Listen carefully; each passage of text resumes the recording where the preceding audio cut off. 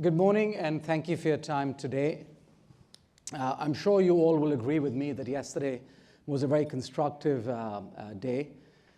We had a lot of conversations, whether it was more from a global perspective, whether it was from a regional perspective, technology, healthcare, credit markets, etc., and then the grand finale last night, which was the dinner with Naomi Campbell.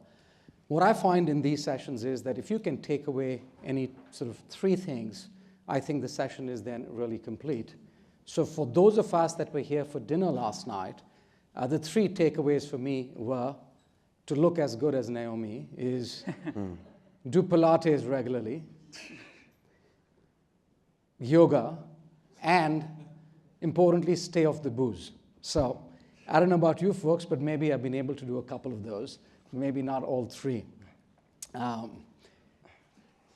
Today, 20 sort of years ago after the financial crisis here in Asia, the region is really leading the way and is the global engine for growth.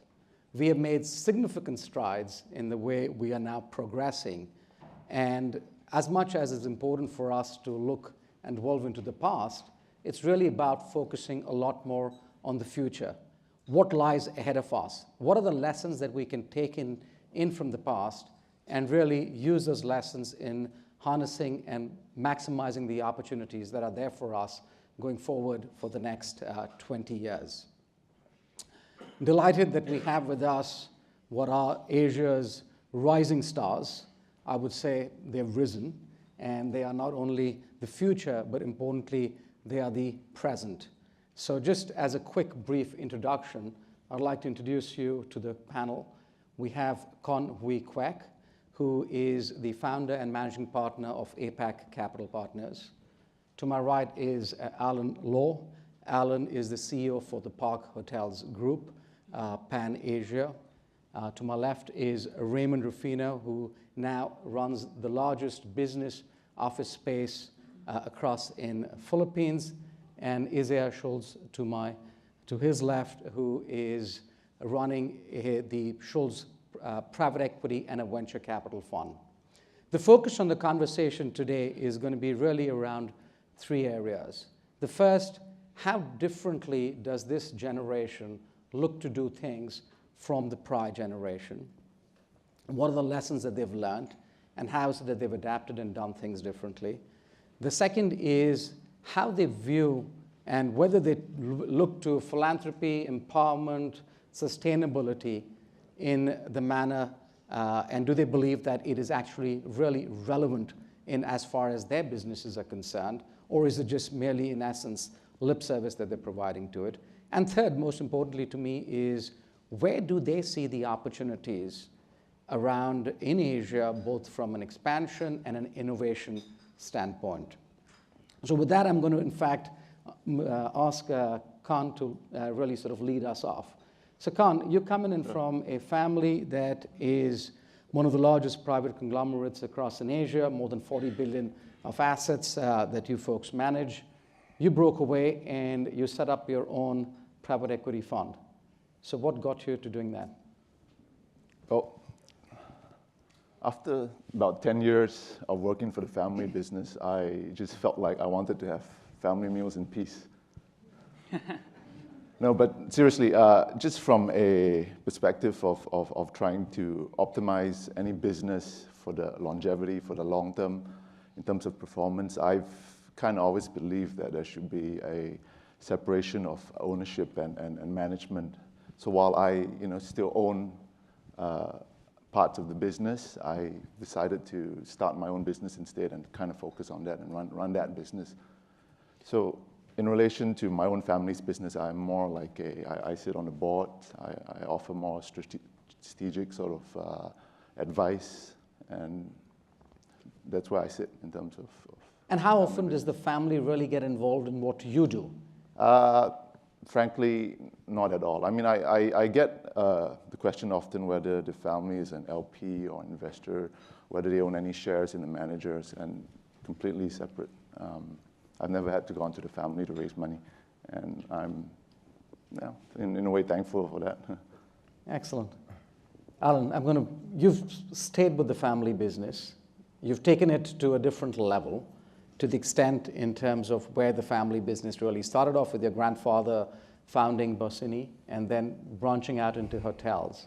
Yeah, I'm kind of a accidental hotelier. Actually, the family were never in hotel business before.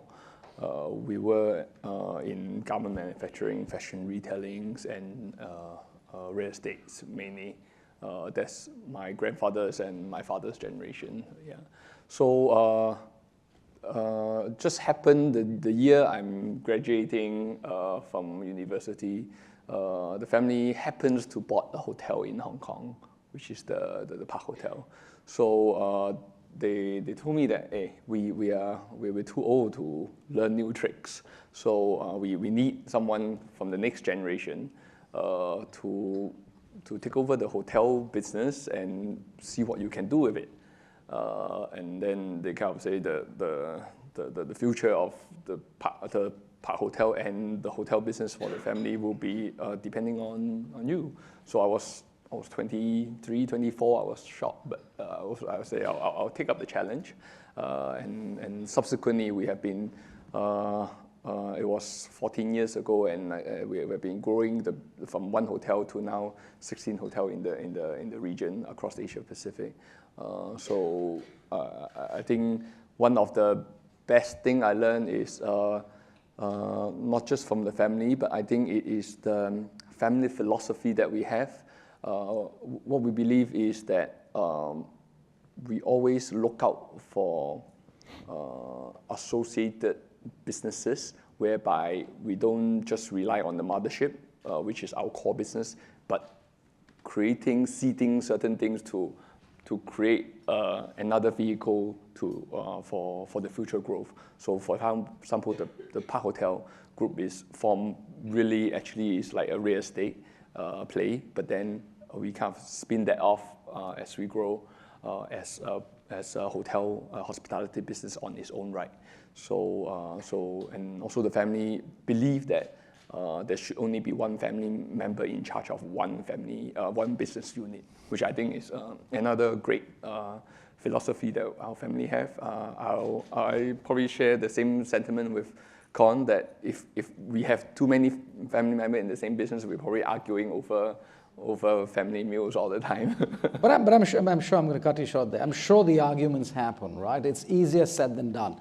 We have people in the audience that are really sort of the generation that is looking to hand over the reins to the next, and the next that are sitting over here saying, listen, give it to us, I think we can do better jobs at it, right?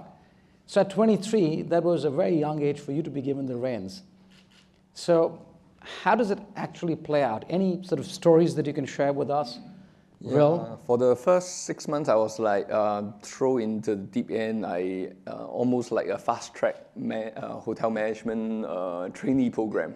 So I went through in the 6 months, went through every single job within a hotel, from bellman to cleaners to a cook and all that. So it exposed me to the jobs entail, but I think more importantly is the linkages between all departments and all individuals within the organizations, and how we can make that team work better when it is done. So I think that is my first 6 months, and then subsequently I was managing one department, and then moving on managing one hotel, and then in about 12, 16 months down the road, the second hotel opportunity appears, and it was now the Grand Park Hotel, Grand Park Orchard in Singapore, down Orchard Road.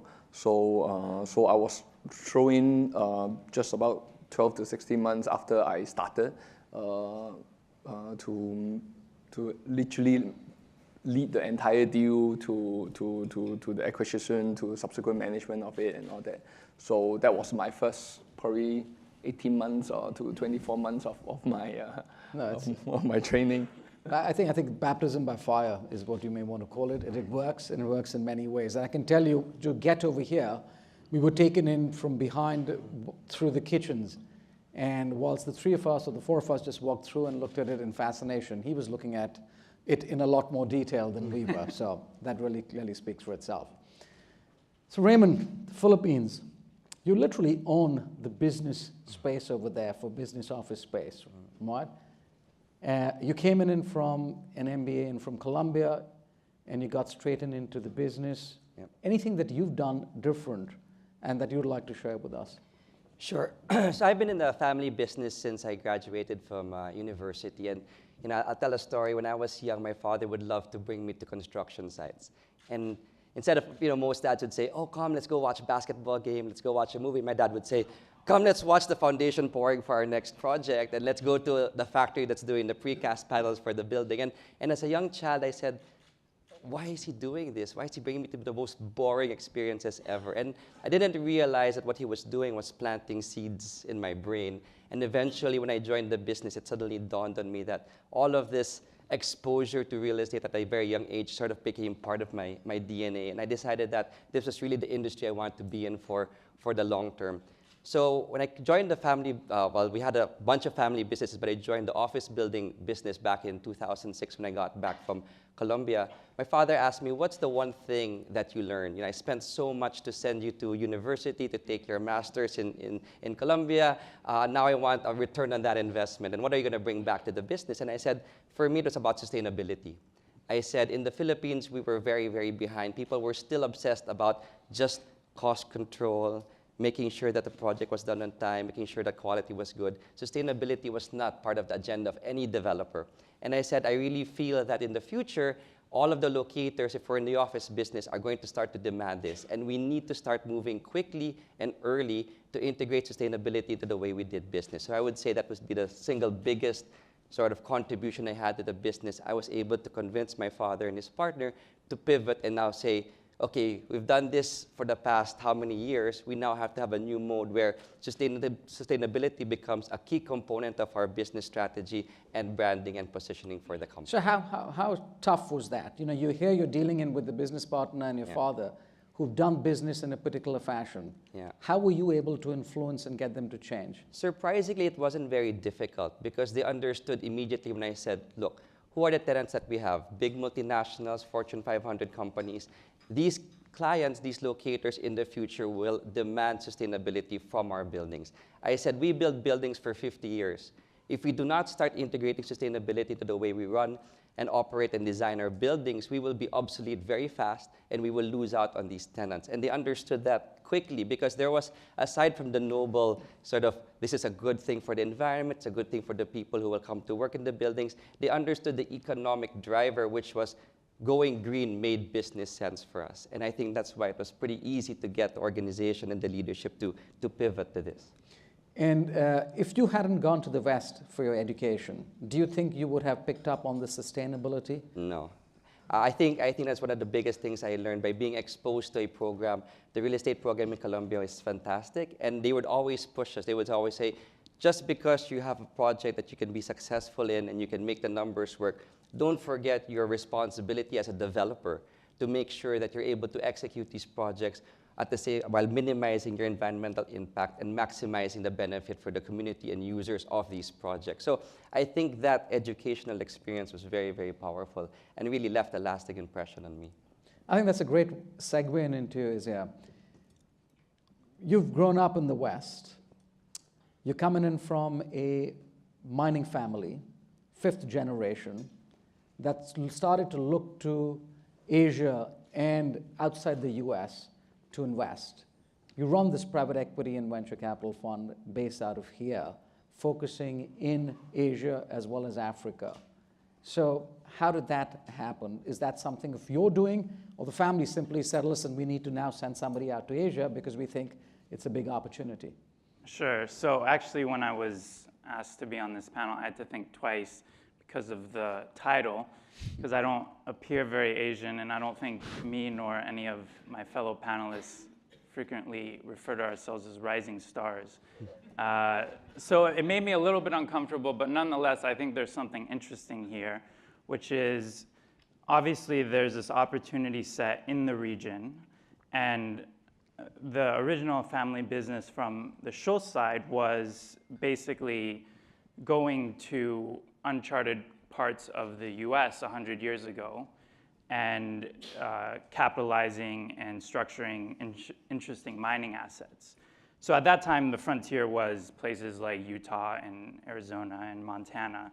Obviously now, that's not the frontier anymore. And where are the most interesting frontier opportunities? Well, for that, you have to travel 10,000 miles around the world, and that's why I'm here on behalf of the family. So actually, I work with my brother and about 40 other people. We have 5 offices around the world. And the idea really is to look at, we have obviously opportunity set in the West, Europe and the US. And this is really where the family has invested traditionally. But 5 generations later, that not only gets a little bit boring, but then you realize, are you really happy with 3% return per year? And in addition to that, do you think your dollars are actually making a difference in the society you're in? And I think the answer to that for us was maybe not so much.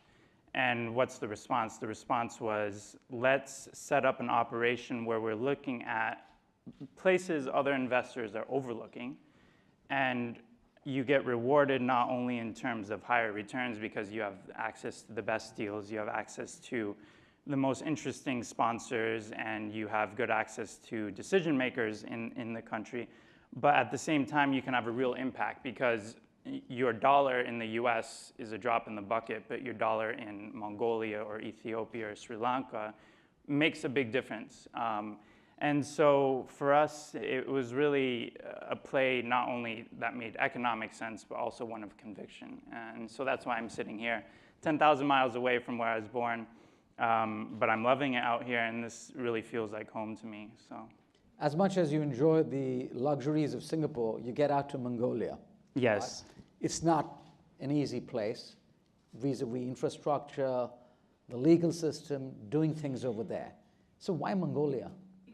So in each region, if you look at the countries we're in, it seems a little bit random, but we actually do have a real analysis we do, which is we try to select what are the most interesting regions. So let's take Central Asia. Obviously, you want exposure to Central Asia. What country in Central Asia is a country that we think holds the most promise in terms of future growth, in terms of government control, stable environment? And from the outside, Mongolia seems like a wild place.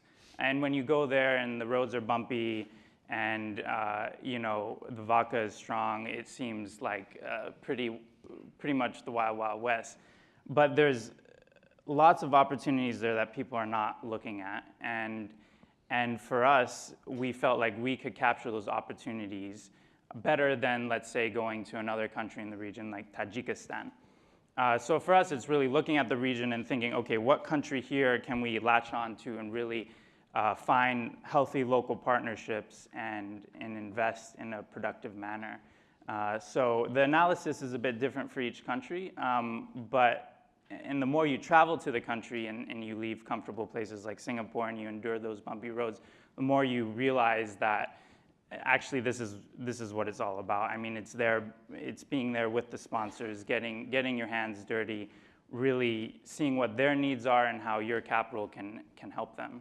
So I'm going to come back to the other markets, both Sri Lanka, where you're really investing in, but I'm going to sort of flip back in and over here to you, Alan. One hotel that you started with, 12 now, expanding across multiple cities. Do you continue to see the opportunities over here? Talk to us a bit about that, a bit about where and how you see Singapore in that place, and how you're competing in with the shared economy. Sure. We have operation across Asia, but in Singapore itself, we are headquartered here. I originally from Hong Kong, but moved here about 12 years ago. Why we headquartered here, I would say, is probably most of our hotels are here. We currently have 6 operating hotels in Singapore across 3 of our brand names. So we do see opportunities in Singapore, but the hotel market here is also pretty tightly held as well. So it's probably a bit of a strategic and opportunistic in the growth in Singapore itself. And I think this the growth probably will be much faster outside of Singapore and probably outside of Hong Kong itself as well.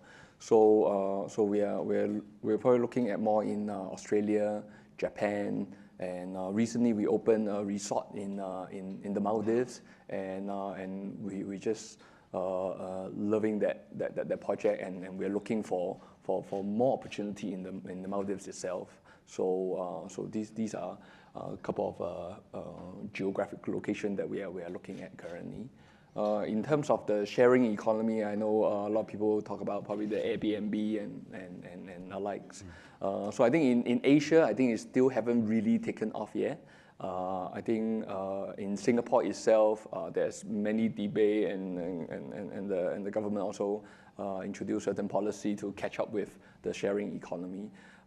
My opinion is probably it is going to be extremely hard for it to take off in Singapore. And whether the tax rule or the land law make it very hard for it to be pretty much legal to be operating here. Those who are renting out an apartment on Airbnb, for example, today, they're probably taking a risk of certain non-compliance. So things like this is whether the individuals are taking the risk and whether the return makes sense for them as well. So that's my 2 cents worth on. So in the Western world, now the market share for the shared economy in your area is roughly 30% and growing. You seem to discount that over here, and laws could potentially change. What is it that you are doing to be able to stay abreast and stay a step ahead? Sure. I think as we are monitoring closely, of course we do understand that it can become a quite drastic change and disruption to our industry, and also monitoring closely and in terms of especially the policy making, whether the intention is open it up or put it tighter control, which you're also seeing various different cities and countries having quite a too extreme policies. Some city will come in and say, no, we stop all such Airbnb operation, and some will say we don't have enough hotel rooms for certain peak season, and for that supplying those additional room for that period, it probably is good for the economy. So certain cities are taking different stand on the policy making. So that's why I say in Singapore itself, I think it is still going to be pretty hard. But having said that, we're definitely keeping an eye out and making sure that doesn't disrupt our operation as much. Yeah. So Khan, Rahul, can I just add quickly to that? So for the sharing economy in our space, which is commercial property, one of the biggest manifestations of this is co-working. And what we've done this year is we've actually, as a developer, taken a view on technology and said, we're actually investing, we're a lead investor in Fly Spaces, which is a top platform for flexible office space and co-working, and said, look, if traditionally we're very asset heavy and asset based, we now want to look at technology and say, look, if this is going to disrupt our industry, might as well join the bandwagon and be part of the disruptor. So we invested, we became the lead investor, and this platform is growing rapidly, and we're now in 6 cities around Southeast Asia. So I think in our space, it's sort of an Airbnb for office space, if you will. It's very interesting because we've seen it as an opportunity. It's definitely something that's growing, but for us, we've taken a very proactive strategy in trying to also bet on that side of the table, so to speak, and not just on our core business. So that's interesting. So two sort of different sort of views in over here. You're moving ahead with the traditional model, albeit innovating and expanding. You are embracing this and saying, as much as we grow and do what we're doing, we're also going to be investing in with the disruptors. Exactly. Khan, would you be looking at this space at all? You run a very successful large real estate fund. Is this of any area of interest? I don't think I have the risk appetite for early stage investments. It's not something I well, it's certainly not in our mandate as a real estate PE fund. It's something which I think I do keep abreast of, away from work, but not as an investor. Yeah. So the real estate space over here is a very crowded space. You've got government institutions, you've got large families such as yourselves, you've got private individuals, corporations, sovereign funds that are all investing in this space. Where are you seeing this opportunity? That's a good question. I think there's been a lot of growth in the real estate market since the debt crisis, certainly, and I think a lot of the markets now are still digesting a lot of that growth. As a result, you see a lot of real estate managers, investors, looking into more creative asset classes, for example, like student housing, data centers. APAC Capital, what we are focused on and what we seem to see is that there's still very much a strong urbanization trend throughout Asia, and that's where we see kind of where the opportunity is. So we're looking at like starter homes in like, for example, Malaysia or Thailand or even Indonesia, 400, 500 square feet sort of housing, where the demand is totally serviced by locals. So it's a really defensive, non-cyclical sort of sector, and that's kind of where we see the opportunity for the immediate future. So we have many Singaporeans over here and many those that could be keenly looking to invest in Singapore. Right. Would you invest more in the residential space here? I think the residential space here is going through a lot of changes at the moment. We certainly have come off highs of the crisis. I think that the government, for the moment, has been trying to institute certain measures to try to moderate a lot of the volatility in the real estate markets. I like to say that the demand and supply has been factors have been unhinged from where the government wants to kind of take it for the moment, and I think it's anyone's guess in terms of where the government will actually I guess take away some of these policies and I'm going to put you in the hot seat. So are you going to buy or would you sell real estate here? Buy or sell. Well, if anything, I think we're much closer to the bottom than anything. So I would start being very interested in looking into the markets at the moment. Excellent.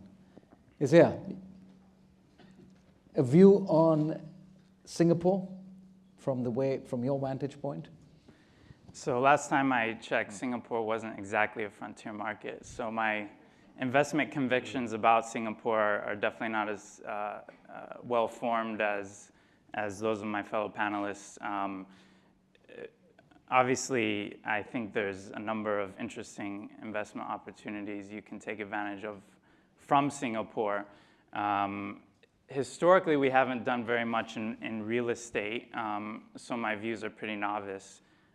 We have done some middle-income real estate deals in the countries we invest in. And for that, the idea really is, people don't need high-rise penthouses in, let's say, Mongolia. They just need well-built houses where you have, relatively high quality of construction and good pricing. And off of that, you can actually make a pretty decent return. I think a lot of investors, when they go into some of these markets, the first thing they want to do is they want to build, something that you would see here on Orchard Road. They want to recreate that in the middle of, a town in Georgia, right? But that's not what they need. And so when it comes to real estate, we're really, really boring. We look at super simple projects that are targeting the middle class or the sort of rising middle class in these countries.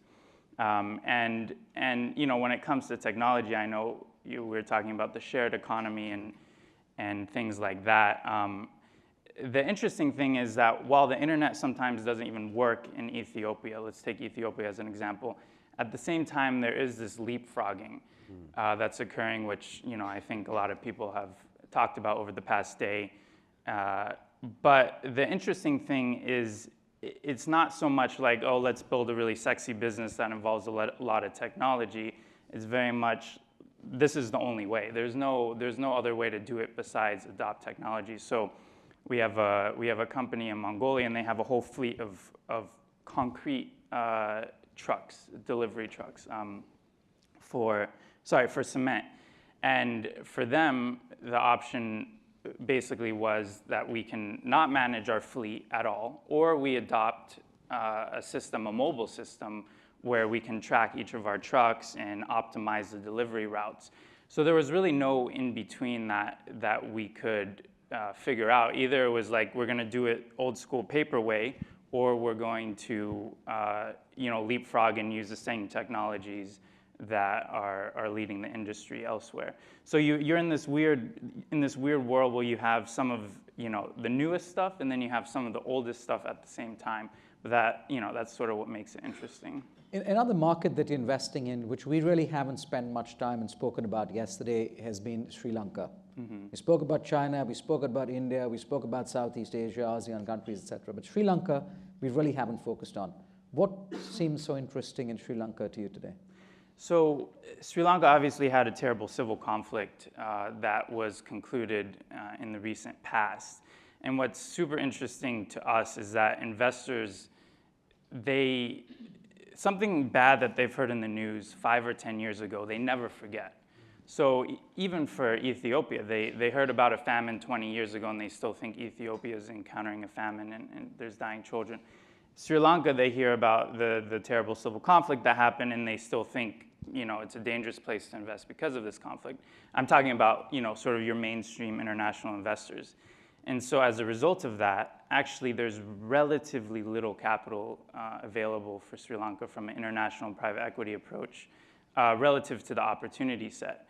And so for us, that's exactly up our alley. We say this market's underserved. There's great opportunities. Where are all the other investors? And they're nowhere to be found. I mean, there's a few, obviously, but nowhere near the level that the market deserves, because they still think it's a super risky market. The same applies for Georgia. They had a war with Russia. They got pretty badly beaten, and 2 of their territories got taken away. But there hasn't been any movement in 10 years. So Sri Lanka, which sectors look interesting to you? So for Sri Lanka, there's the trading culture's pretty strong there. So you have a lot of great entrepreneurs. And we look at the consumer sector as particularly promising. So we've already identified quite a number of companies in the consumer-facing sector that we're going to take advantage of. I can't say exactly which ones, but I think the opportunity set there really revolves around these sort of middle-sized businesses run by very entrepreneurial people. The sort of entrepreneurial spirit in that country is amazing. So yeah, for us, Sri Lanka is exciting. It's right up our alley. The story is, people are overlooking it because they remember all the bad things that happened before, but they're not happening anymore. So let's go take advantage of these opportunities. Excellent. So Raymond, Philippines has been in the news, maybe not for all the right reasons. Sure. Right? You came back, you've transformed the business, you've gone green, looked at sustainability. Where do you see the opportunity over there?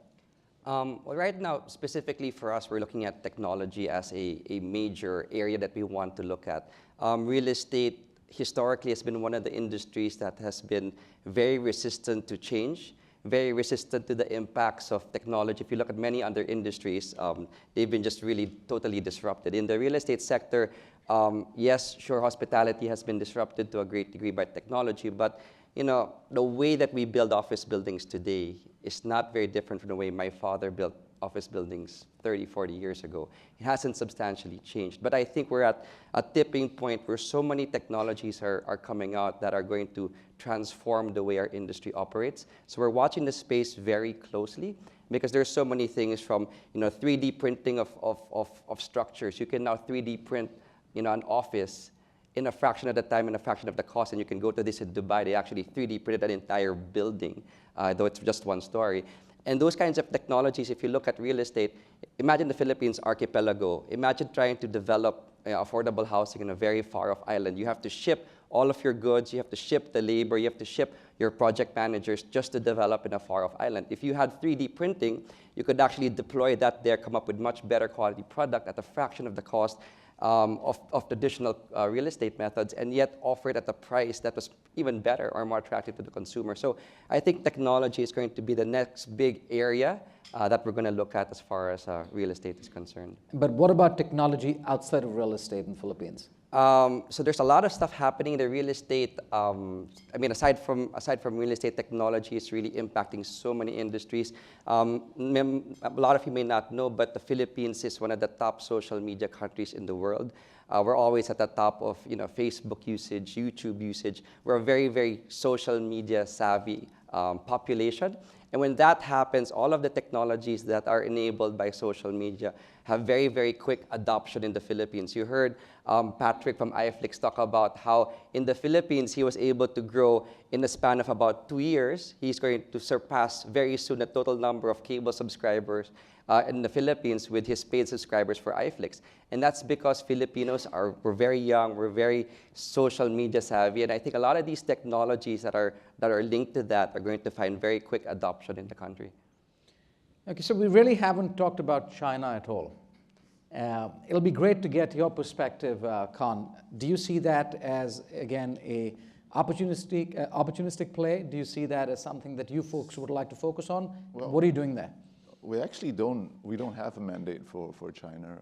Right now, our fund is mostly focused on Southeast Asian residential, just for various reasons. I think our LPs weren't too happy with their previous outcomes in China at the moment, in their previous investments. So China hasn't been a market that I've been intimately familiar with for some time. But certainly, I think just news flow from there seems to be, there seems to be still a lot of growth, particularly in real estate, a lot of churn particularly in terms of the first-tier markets, Shanghai, Beijing. But it's not area of focus for our fund, certainly. Fair. Yeah. Alan, what about yourself? The family has been doing business in China for decades, and for hotel-wise, we have 3 hotels in China, all in the second-tier cities. To us, China is something that I think probably in Singapore or in Southeast Asia, we always talk about China as one. But to us, actually, we see each city is almost like our own governing cities and country on its own right.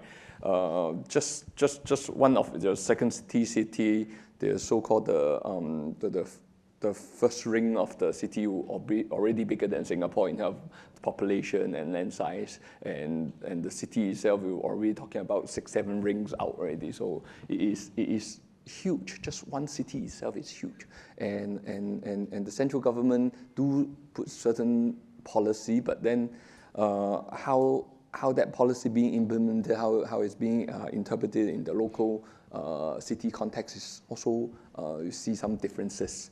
So I think it's critical is to look at for hotel, for example, is we really need to study the trends, what's happening. Is there any demand driver, whether it's for businesses or for the leisure tourism products that is developing within nearby that location itself. So does any city seem interesting to you today?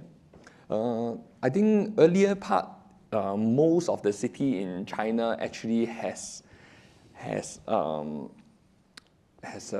oversupply situation for hotels, because there were about eight years ago, I think, most of the governor of the city will actually push for hotels to be built. For the reason of that, I'm expecting huge growth of tourists or business traveler coming to the city. So they see it as an important infrastructure. but they don't really care about the supply-demand equilibrium in that sense. So in the last 4 or 5 years, you have seen most cities are oversupply. Hotels are operating at about 50-60% occupancy. Labor costs are rising, so most hotels are not really making much money. But I think the supply-demand has been better nowadays, and the so-called the crazy growth of supply into each city are much lower now. So, but then the demand is actually coming in very strong at 15-20% year on year. So I think the so-called the worst time is over, but now we are seeing how this equilibrium go in terms of the supply-demand. Right. Isaiah, whilst you don't invest in China, you lived there for a couple of years. Mm-hmm. What do you make of the opportunity set there? So I very much agree with what Alan said. I don't think you can view China as a homogeneous entity. You know, for us, actually, we did look at Western China. We have done deals in China previously. We've actually did about 10 deals there in sort of the early days when China was a little bit less mainstream. And then more recently, we have looked at the western part of China to see what the opportunities were there, because that's a little bit, you know, when compared to the coastal cities, it's much less developed, and it's a little bit more like, you know, the Wild West in a way. But the interesting thing that we discovered is that the SOEs had a huge pool of capital that they were dedicating to developing the western part of China. So even there, the market was very crowded. Valuations were quite high. And you know, we just don't want to be in the business of competing against 10 other bidders for an asset and driving your multiple way up. And so what actually caused us to stop investing in China about 10 years ago was just the high multiples you had to pay, because you were going against so many bidders for the same asset. And then you just, you know, and even now you look at publicly traded companies in China where the info is very readily available. We actually looked at this quite recently. The average EV/EBITDA multiple is 30 times, which is very high. You know, some people may still argue that there's a lot of undervalued companies, but by and large, we just thought it was a little too expensive, and we're not in the game of you know, competing with too many people for assets. So I think for those who can still continue to get great deals in China, go for it. But for us, we weren't confident that we're going to get the deals at the right price, so we said let's look elsewhere. Raymond, as much as the business focus really is the Philippines for you, Yeah. outside of the Philippines, where do you see opportunity? Which geography, which sector, and how would you suggest we play it? Well, we're very, very focused on the Philippines. Real estate is a very local business, so we don't really do any investment or work over outside the Philippines. But I think the theme of the rising middle class within Southeast Asia is a very, very powerful theme. We see so much growth in our neighboring Southeast Asian countries, and I think there's going to be a lot of opportunity. For us, if we were to look overseas, we would probably look at Southeast Asia, because it's relatively closer to us. I think there are a lot of opportunities there from a real estate perspective, from housing, office space, industrial logistics seems to be, with the growth of e-commerce, that's a very exciting space regionally that I think a lot of people are looking into. So those are some of the sectors we would look into. Yeah. As we all know, to build a brand bottoms up is extremely difficult. It's easier to sort of take something and make it work better. You have really sort of focused and taken the Park Group to the next level. Do you see, as now sort of yet having hopefully the next 40, 50 years, more work under your belt, would you go ahead and look to set up and build a new brand? Yeah, we have been growing we have actually inherited the Park Hotel brand from our Hong Kong acquisition. So at that point, we also has been debating as to whether should we start a new brand and then we grow that new brand from that, or we start we continue with Park Hotel brand, and then we grow the Park Hotel brand itself. So back then, our decision is to study the brand equity that the Park Hotel holds, and we believe that at that point of time, the Park Hotel brand has value over XYZ brand that we start off with. So we have started with that, and we have been growing that, and we have extended to the Park Hotel brand origin is 4-star branding. Then we branch out to a 5-star branding of a Grand Park. And then recently, just this year, we have launched our third brand, which is nothing or is kind of unrelated to the Park Hotel brand. It's called Destination.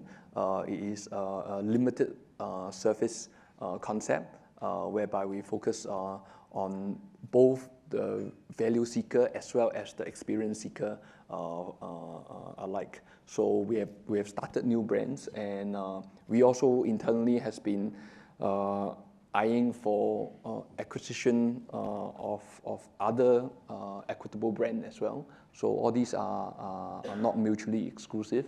So we grow our original brand, we start new brand, and we are eyeing for acquisition as well. So I'm going to put you folks in a different sort of zone and look to you not from the perspective of the businesses that you run, but just out of your comfort zone. Where would you invest today?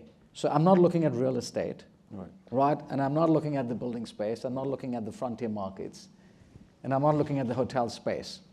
But where is it that this audience really, this panel, would really invest, which is going to be very relevant for the audience? So I'm going to start with you, Con.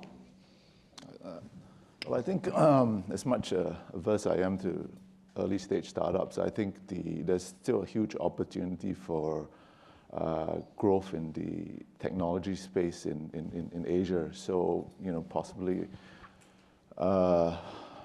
companies with, technology companies with possibly have hit a certain stage of critical mass. E-commerce, I think it's going to be a dominant sort of opportunity for a lot of the big players. So possibly getting into that space, not so much at the seed or early stage level, So that's one sector which I think I would like to keep an eye on, e-commerce. Isaiah. So there was this FT article about one sort of our business and my brother whom I work with, and in a response, because after some of these things are published, you get all sorts of crazy emails. So one of the emails we got was a proposal for a guy who wanted to set up a space mining enterprise. And so, if we're thinking out of the box here, not frontier, not real estate, not tech, maybe we should look at space mining, because people actually have proposals about this. So just for the audience, So has a proposal come your way? We didn't formally respond to the proposal. The structuring was a little bit less than ideal. But nonetheless, Elon Musk is doing wild things.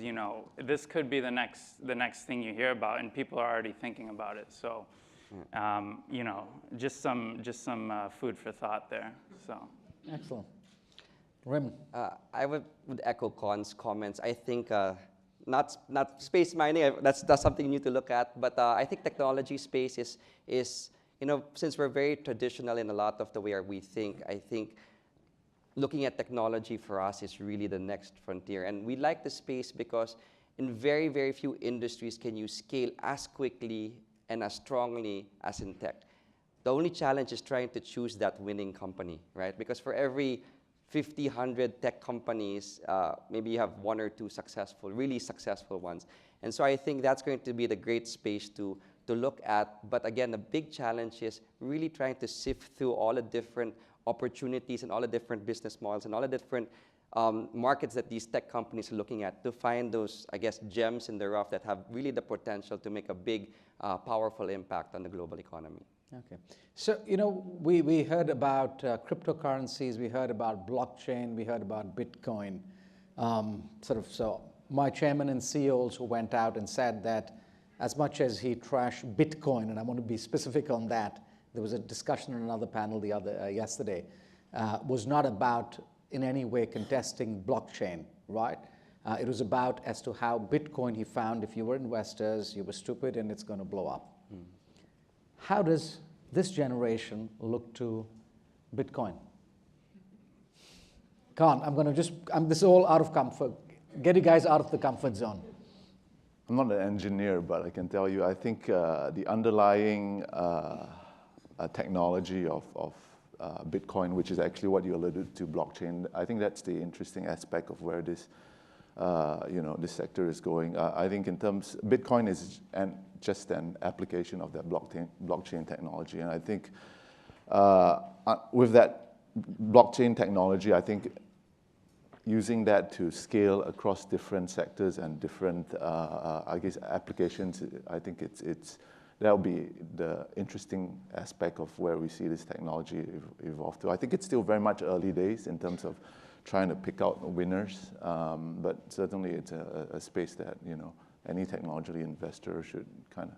So do you own any Bitcoins? Actually, I bought one Bitcoin for my wife as a birthday present, and thankfully, thankfully it has returned. It's gone up since the time I bought it, and so.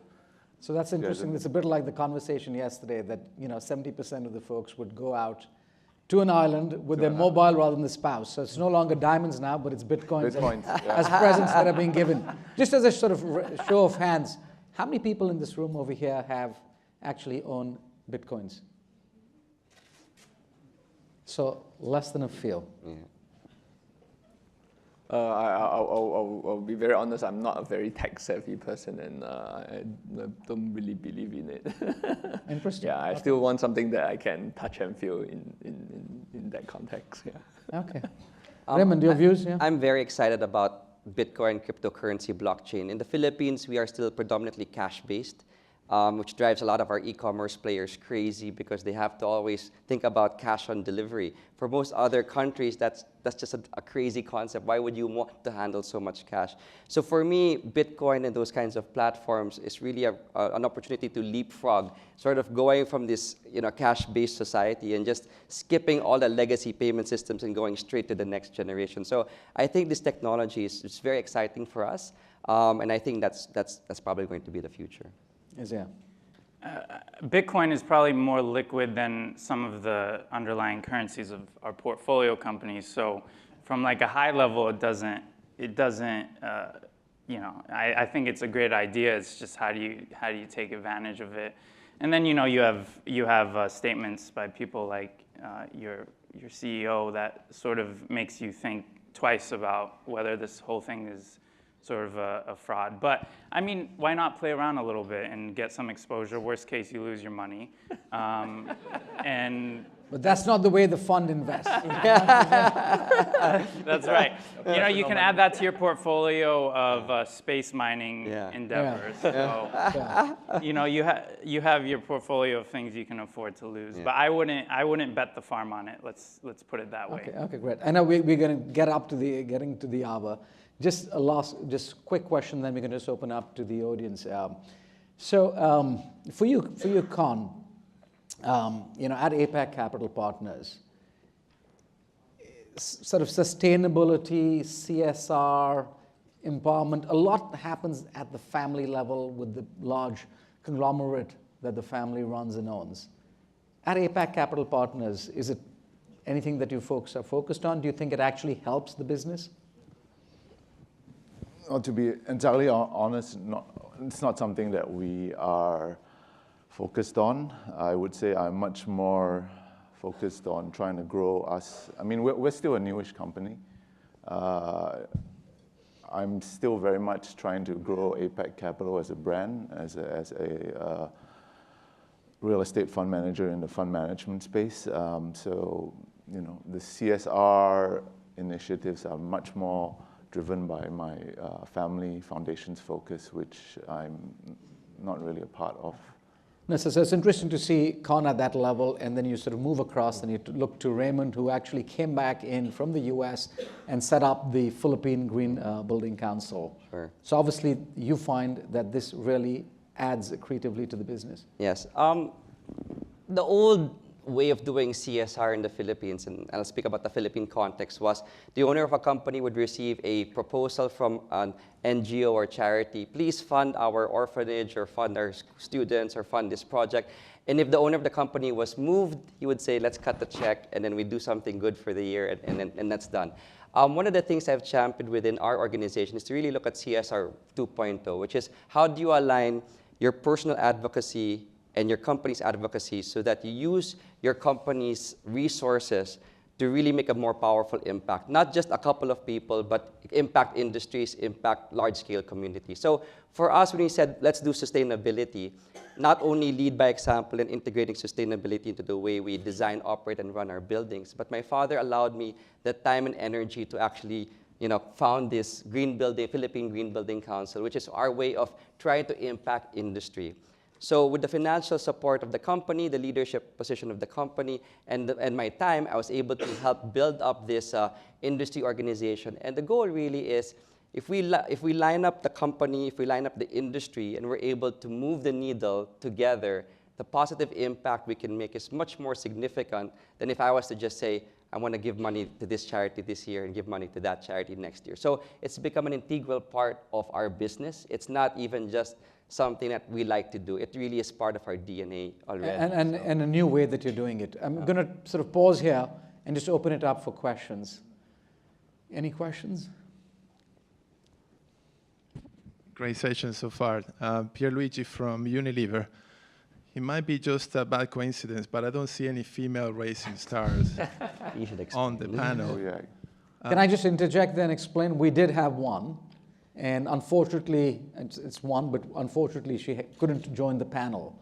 Yeah, so question is, do you have any female or sisters that are given the same level of empowerment by your family to drive businesses and to grow the wealth of your family for the future generations? Or are you involving somehow your daughters, but you seem to be quite young still? So what's your view about females in your sector that can actually set an example for leadership for tomorrow? I can take this. So I have two brothers, so no sisters in the family. But I share the president role of our company with a female. She's a lawyer. She works for our co-founder of the company. And we have a dual co-president role. So she has as much decision-making power as I do, and everything goes to this sort of 50-50 dual leadership arrangement. In the Philippines, in the real estate sector, women are actually quite... there's a lot of presence of females in the sector. I think the challenge that we're seeing is there are a lot of women who work in the industry. But the challenge for most of them is to go from sort of the mid-level positions to the really senior top-level positions in companies. In fact, our office is 75% female. So there really is a very large portion of females working in the companies, in the industries. What we're trying to do, and we're quite conscious about this, is we're trying to empower women and really help them come up to the leadership position. So I also chair the Urban Land Institute Philippines National Council, and we have a women's leadership initiative we launched this year. And one of the programs there is precisely empowering females to bring them to that next level of leadership across the real estate industry. So we are working very hard to kind of improve that in the Philippines. Alan? Yeah, I'll probably just add on. I think we definitely believe the women or the ladies are extremely equally capable than compared to the male.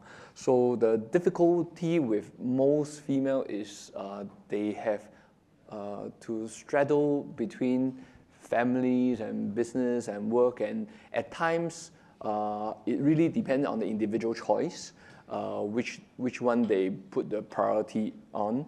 And for my family, most of the ladies don't really work, but because it's by choice. It's not because the family don't believe that they are capable of doing so. It's not. It is really by choice. And those who really raise up their hand and say, I am all in for leading organization, I believe our family member will be supporting that as well. Thanks. We have one question up there in front. Sanjay? Thank you. My name is Sanjay. I'm also from the family business group. What is your view, for any of you panelists, about the next generation of your members being entitled to sit at the head table automatically?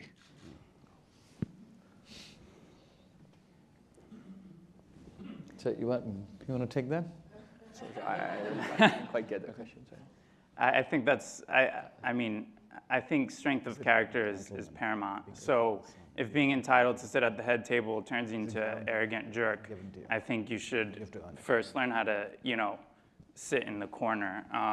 So I think it's really assessing the strength of the person's character. And, I think I have a big family, and you see certain people are ready for certain tasks at certain times, and you just have to assess on a case-by-case basis. But I don't really believe just because you're in family business, you should necessarily feel entitled or at the same time be shy of taking the lead. I think you just need to, be realistic about what you need to do and what you need to step up and take responsibility for.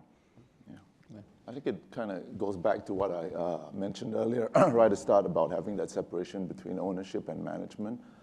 As much as you can, I think the organization, the management of the organization should put in place a recruitment process which filters ability, merit, performance, as opposed to, how would I put it, having a family member have an automatic pass into the family business. That's kind of my view. So we've come to the hour. I think diversity absolutely very important. Unfortunately, like I said, we had a panelist that couldn't join us. Thank you for all your time and for your attendance this morning, and thank you to the panelists. Thank you. Thanks.